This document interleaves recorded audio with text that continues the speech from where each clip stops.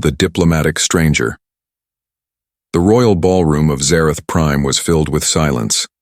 Alien nobles, advisors, and Earth diplomats stood in long, neat lines. Crystal lights hung from the ceiling. Soft music played. But no one smiled.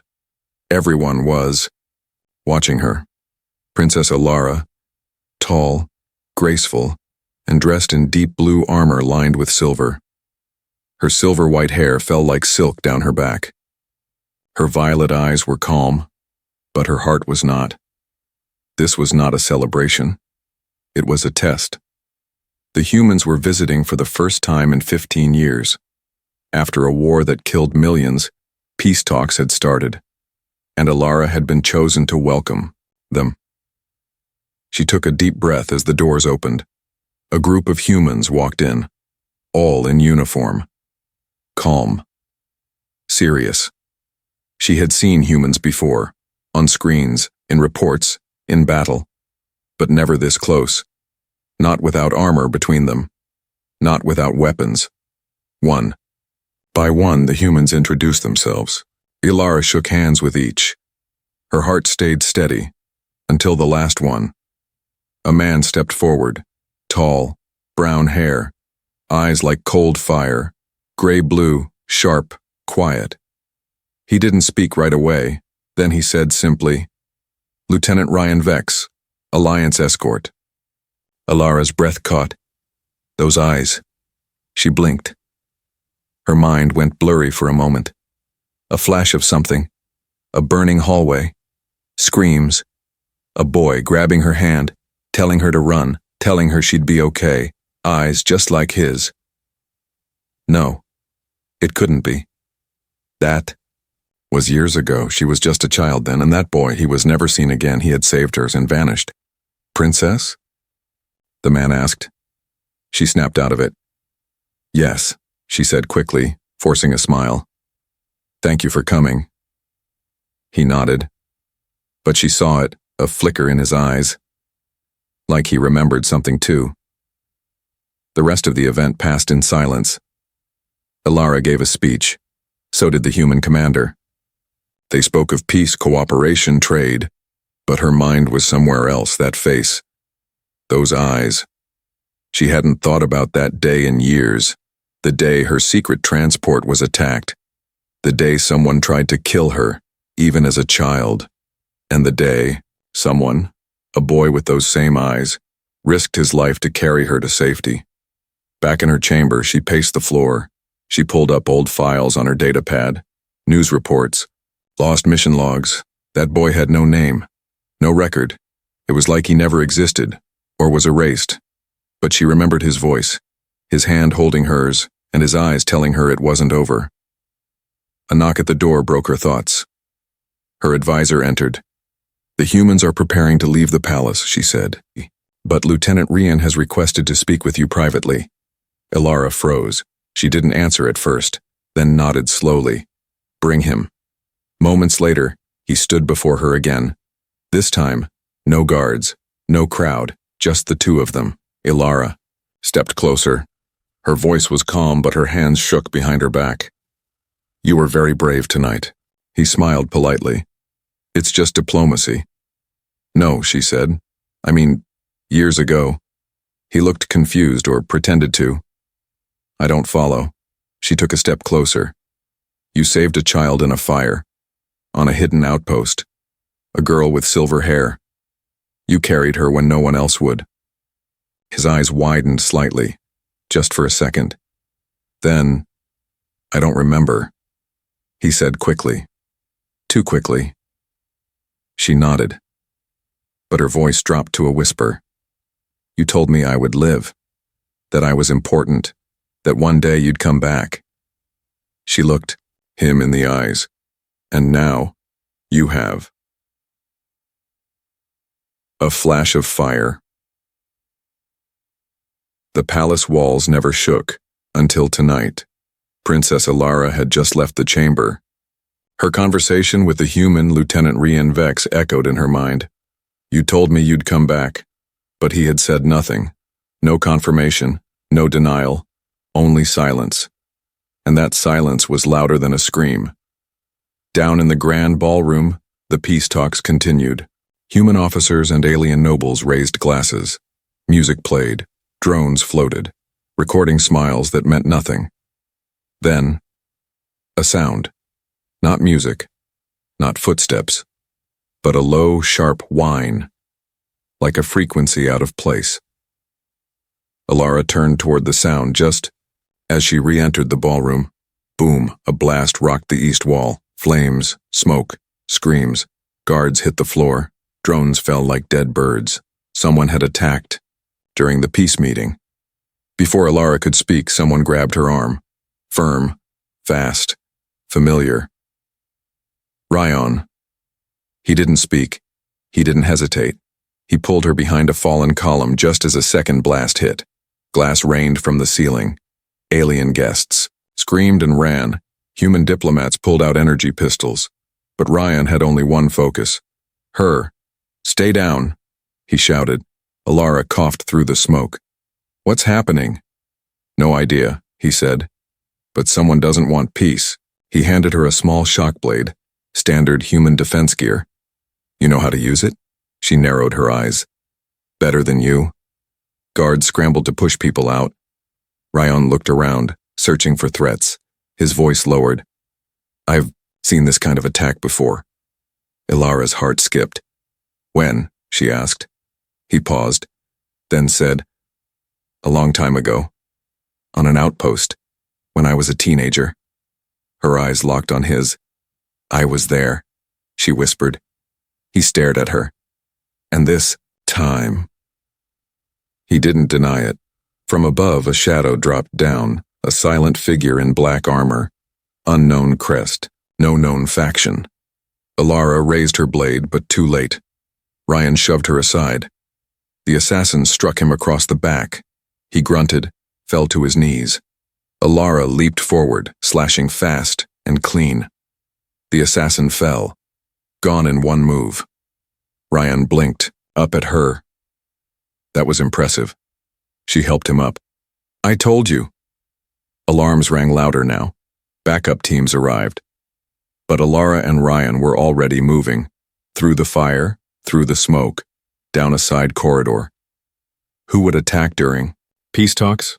she asked. He answered without turning. "Someone who doesn't want you alive." They reached a quiet chamber. The lights flickered. Alara placed her back against the wall, heart pounding. "Why now?" she asked. "Why return? Just in time for this?" Ryan looked at her, and finally, he said what she feared to hear. "Because I was sent here, to keep you safe." Her eyes widened. "You knew?" "I didn't remember at first," he said. "I saw your eyes in the ballroom, and something woke up inside me." She walked closer. The fire, the boy, the promise. He nodded. "I was that boy." She touched his face gently. "I knew you were." He closed his eyes. "I thought you died after I got you to the evac pod. When I was taken by the other side, they wiped my memories, erased my past, changed my name, made me something else." "You're still him," she whispered. "You're still you." Outside the room, more footsteps. The guards had returned. They were safe for now, but the truth was no longer a shadow. She stepped away from him and spoke as a princess again. "We were attacked during peace. Someone inside our walls let them in." "I agree," he said. "We find them," she added. "Together." He nodded. "As long as I'm breathing." She gave him a faint smile. "You always said you'd come back?" He smiled back. "And I always meant it." The hidden past. The palace was quiet. Too quiet. The attack had ended. The fire had been put out. The guests were sent home under heavy escort. But Princess Ilara didn't rest, and neither did Lieutenant Ryan Vex. They moved through the palace's underground levels, silent halls that few remembered. These were old archive rooms, forgotten during the war, protected by old tech and older secrets. Ryan carried a stolen access card from one of the wounded guards. His face was bruised, his shoulders stiff, but he walked beside her with purpose. "Arya, you sure no one saw us?" Ilara whispered. "I'm sure," he said. "Even your own people." He hesitated. "I'm not sure they're my people anymore." They reached the last door, a black panel with faded silver lines. "Restricted records," it read. "By royal decree only." Ilara looked at it, then at Ryan. "My mother sealed this place after the outpost fire." He stared at the door. "Because that's where we met." She placed her hand on the panel. It scanned her DNA. Access granted. The door slid open with a low groan. Dust spilled out. The air smelled like time itself. Inside were old files, broken terminals, and crystal records stacked in long silver shelves. Ryan stepped inside carefully. "It looks untouched." Ilara nodded. "That's the problem." They searched in silence for several minutes. Ilara pulled a dusty box from the back wall. She read the label. Operation Ember, Human Contact Mission 09. Status, lost. She opened the box. Inside were data pads, photos, and one file with no name, just a number. Subject 6. She tapped the pad. A young boy appeared. Human. Brown hair. Blue-gray eyes. Scanned at age 13. No family listed, no mission details, no return record. Rion stared at the image. "That's me." Ilara felt cold. "They erased you?" More files followed. Most were corrupted. But one video loaded, black and white. Security feed. A hallway. On fire. A small figure, Ilara, as a child, crying near a broken wall. Then a boy running into frame, grabbing her, pulling her out. That moment was real. And now, it was proof. Ilara looked at him. "You saved me," he whispered, "and they made me forget." "Why?" They both turned to the next document, a list of royal names, and beside one name, Counselor Valen, Ilara's mother's top advisor, was a red tag, authorized mission clearance for removal of Princess Ilara, deemed unfit to inherit during wartime. She gasped. "My own people, they wanted to kill you," Ryan said, voice hard. "Because I wanted peace," she said. "Even as a child." She stood in silence. Ryan stepped closer. "You weren't weak," he said. "You were right." Tears touched her eyes but didn't fall. "I thought I was crazy, dreaming your face, believing a ghost saved me." He gently reached out and touched her hand. "You weren't dreaming. I was real. I still am." Suddenly a beep echoed through the chamber security breach alert. They were found. Ilara backed away from the console. "We have to move." But Rion didn't move. He pulled out a small data crystal and inserted it into the terminal. "What are you doing?" "Copying everything. We'll be caught." He smiled slightly. "Then we better run fast."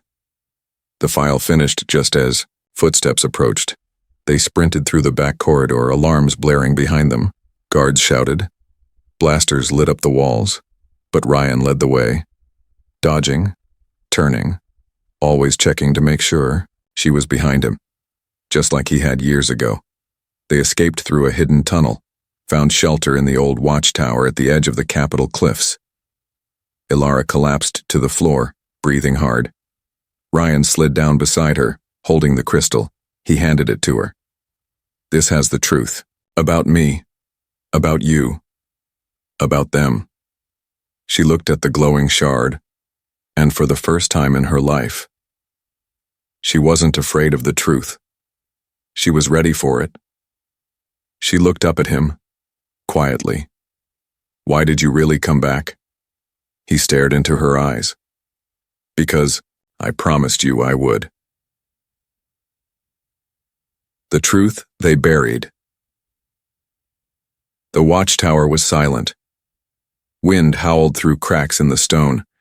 A storm gathered above the cliffs, but inside, Princess Ilara sat still. In her hand, the glowing data crystal pulsed softly. It held everything: the erased mission, the assassination order, the secret behind Ryan's missing past, and her near death. As a child, Ryan leaned against the wall, wrapping a bandage around his arm. "Your council won't believe you," he said quietly. "They'll call it fake." "They won't have to believe me," she replied. "I only need one person to see it." He looked at her. "Ellis?" She nodded. General Ellis, her old mentor, now retired, loyal to her late father. A man with no love for the current court. "If he sees it," Alara continued, "he'll know it's real, and he still holds influence with the outer fleets." Ryan stood. "Then we go now." They rode in silence, fast, through the back routes of the capital. Hidden tunnels, low-flight drones, and narrow service paths. Alara wore a cloak. Ryan kept his blaster low, scanning every shadow. Too many eyes, too many ears. They weren't just hiding the truth now. They were hunted by it. Meanwhile, inside the royal palace, Councillor Valen watched the security feed with a calm expression. Alara and Rian were gone. The archive chamber breached, the files exposed, and the data stolen. He turned to his private guard. "Deploy phantom units," he said. "Only them, sir?" "Yes." Quietly. "I want the human dead before sunrise." Far from the palace, in a quiet hill estate, General Ellis opened the door. He was older now, hair gray, uniform packed away. But when he saw Alara, he dropped to one knee. "My princess," he said softly. "I feared the day would come when you'd come like this, in hiding." She stepped inside. "I need you to see something, General, and I need your word you'll listen." He met her eyes. "You have it." They played the crystal. Silence filled the room as the old files flashed. Her young face. The boy who saved her. The erased mission tag. Councillor Valen's clearance for her removal. When the feed ended, Ellis didn't speak. He stood and poured 2 drinks, then finally, "It's all true, I knew, but I had no proof." Ryan stared. "You knew?" "I was on the advisory team that approved the mission. When it failed, they erased the records. I resigned the next day." Alara spoke quietly. "Why didn't you warn my mother?" "She was part of it," Ellis replied. "She chose to forget. She believed peace was weakness. And you, her daughter, had grown too soft." Alara turned away. Her heart ached, but not from surprise, from confirmation. "I should have died," she whispered. "And Rian was supposed to disappear." Ellis stepped forward. "But you didn't. And he came back." He turned to Rion. "You have her father's fire and her mother's enemies," Rion nodded. "I won't leave her again." Suddenly, a sharp sound outside. No ships, no alarms, just the wind, and then a crack of energy. The window shattered. Alara hit the floor. Ellis pulled her behind cover. Ryan was already moving, blaster raised. 3 figures entered the room. Tall, silent, cloaked in light armor. Phantom units. Assassins trained to erase evidence. And tonight, they were here for one reason, to make sure the truth died in silence. Ryan fired first, clean and fast. 1 attacker dropped. The second moved like liquid, nearly catching Alara, but Ellis blocked the strike with a staff, knocking the blade wide. Alara rolled and grabbed a fallen pistol. The third assassin aimed for Ryan's back, but she fired. 1 perfect shot. He turned and nodded. "Nice shot, princess. Call me that again and I'll shoot twice." When the fight ended, the floor was covered in broken glass and quiet bodies. Elis stood, chest rising. "You have to go now, tonight." Alara nodded. "We'll go public. The off-world press will see the crystal. They'll try to stop you." "They can try," Ryan said. As they prepared to leave, Ellis handed Alara a small case. Inside was a silver pendant, an old royal symbol. "Your father gave this to me when he died," Ellis said. "Said to return it only when you were ready to take the throne." She stared at it. Tears filled her eyes. Then slowly she placed it around her neck. No more hiding, no more silence. The truth was out, and this time they would not run. The assassin in the mirror. Night fell over the capital like a heavy curtain. From the rooftops, the city looked calm. But below, in the shadows, war was beginning. Quiet, sharp, and personal. Princess Ilara and Ryan had returned to the outer palace. Not through the front, through tunnels, back entrances, old ways. Ilara wore a simple cloak, no crown, no royal guards, just the truth in her hand, and the man beside her. In the secret war room, a handful of trusted allies gathered, old soldiers, young diplomats, and one loyal data technician. The crystal had been duplicated, broadcast, systems were being prepared. Soon the entire galaxy would know the truth. The plan was simple: expose the council before they could silence her again. But not all shadows had left the palace. Someone was still watching, still waiting. Ryan stood outside, her chamber, blaster on his hip, eyes sharp. He had barely slept in 2 days. His injuries still ached, but he didn't care. She was finally close to reclaiming her future. He wouldn't let anyone take that from her again. Inside, Ilara stood in front of the mirror. Her fingers touched. The silver pendant General Ellis had given her. She whispered, "Father." "I'm ready now." Behind her, a shadow moved. She turned fast, but not fast enough. A blade sliced past her cheek. She ducked low, rolled, slammed the panic button under the table. Ryan was already running. The attacker stepped forward from the dark. Woman, pale armor, short black hair, eyes like ice. Ilara's eyes widened. She knew that face. Tira. Tira had been her royal attendant since childhood. Her shadow, her friend, her sister in all but blood. "No," Ilara whispered. "It can't be you." Tira didn't speak. She raised the blade again. Ryan burst through the door, fired. Tira dodged, cleanly, flipping behind the table. Ryan blocked her path to Ilara. "She was your sister," he shouted. Tira's voice was calm, cold. She was a weakness. "The council chose me years ago to finish what the assassins failed to do." He fired again. She disappeared behind a flash bomb. Smoke filled the room. Ryan pulled Ilara to the floor. "Tunnels. Now." "No," she said. "Not until I face her. This isn't a fight. It's an execution." "For who?" Ilara asked. "Her or me?" They moved fast, down the side corridor. Tira followed like a ghost, cutting off paths, forcing them toward the main courtyard. Guards rushed in, but she was faster, too fast. Finally, in the open garden, under the moon, Tira stepped forward. No more hiding. Ryan aimed again. She laughed. "You don't see it, do you?" Ilara stood beside him. "See what?" "You're the reason he's like this," Tira said. "He was supposed to forget that day, but his heart wouldn't let go." Ryan growled. "And yours did?" "I gave mine to the council," she hissed. "They promised power, a future. And I promised her protection," Ryan said. "And I keep my promises." She charged, blade high. But this time, Ilara stepped forward. Not behind Ryan. Beside him. She caught Tira's wrist, mid-strike. Tira's eyes widened. "You hesitated," Ilara said softly. "Because somewhere, you still remember me."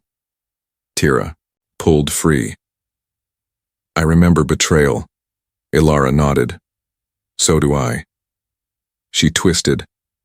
Tira's blade fell, and Ilara let her fall too, unharmed.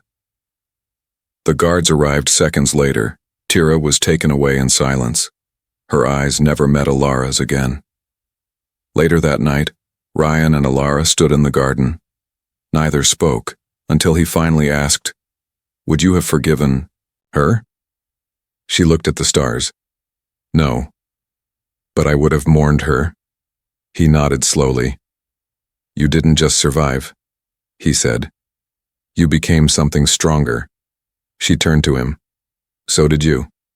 He looked down at her. "I made a promise, back then, to save you." "You did," she whispered. "And I will again," he said. If I must. The broken throne. The great hall of Zareth Prime had never been so full. Every council member, every high-ranking noble, even some of the public had gathered in the outer galleries. Whispers filled the air like smoke. Because today was not about peace treaties or royal speeches. Today, the hidden daughter of peace was about to face the fire. Princess Ilara walked through the golden doors alone. No guards, no crown. Just the silver pendant of her father across her chest, and a crystal in her hand. The truth. The proof. Ryan stood at the edge of the hall, watching. Silent.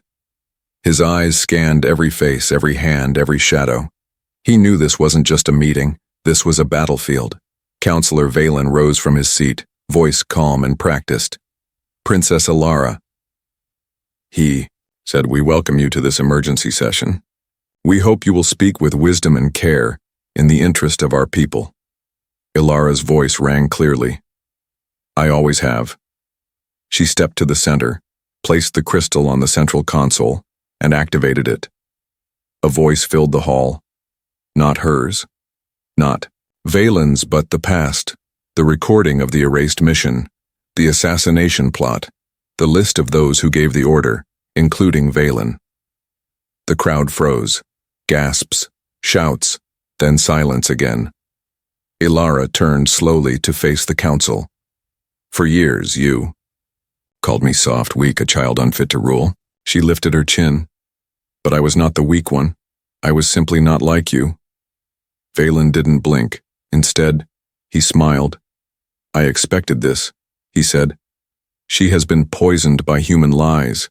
The traitor beside her, Ryan Vex, was trained to twist minds. Ilara turned to him sharply. He saved mine.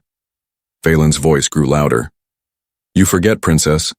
This is not a throne for dreamers. This is a seat of power. He stepped forward, pulled something from his robe. A small object. Round. Silver. A remote. The moment she saw it, her breath caught. Ryan moved instantly, but not fast enough. Valen pressed the button. The floor beneath Ilara glowed red. A trap panel. It dropped. She fell. Screams echoed. Guards rushed forward. Ryan leapt after her, catching the edge just in time. He looked down. Darkness below. No sound. Ilara. Valen raised his hand. This meeting is over, he said. The throne is broken. Let us rebuild it without ghosts. But then, a blast of light. The trap panel exploded upward, and from the smoke, she rose, wings of energy pulsing from her back. The royal pendant burned bright. The ancient armor of her bloodline formed over her. She didn't fall. She rose. The crowd went silent. She stepped back into the hall, eyes glowing, voice steady. I am my father's daughter, she said, and I carry the fire of everything you tried to bury. Valen took a step back, but too late. The guards turned, not to her, against him. They had seen the truth. They had felt the shift. Ilara walked to the throne, not rushed, not angry, simply ready. She turned to Ryan. He stepped forward, hand extended. She took it and faced the hall. I do not take this throne to rule, she said. I take it to protect, to rebuild, to honor those who were forgotten. She looked at Ryan, and to remember those who never gave up on me. They knelt before her, one by one. Even the nobles, even the council, those who had once tried to silence her. Because now her voice was louder than ever. Later that night, alone in the throne chamber, she sat quietly. Ryan stood nearby. He looked at her. You did it. No, she said. We did. He came closer. Do you regret it? She thought for a moment, then looked at him. I regret not finding you sooner. He smiled. I was always close. She reached for his hand. I'm not a child anymore, she said, and you're not lost. So what now? He asked. We rewrite everything, she said softly. together. The eyes that never forgot. The throne room was quiet now.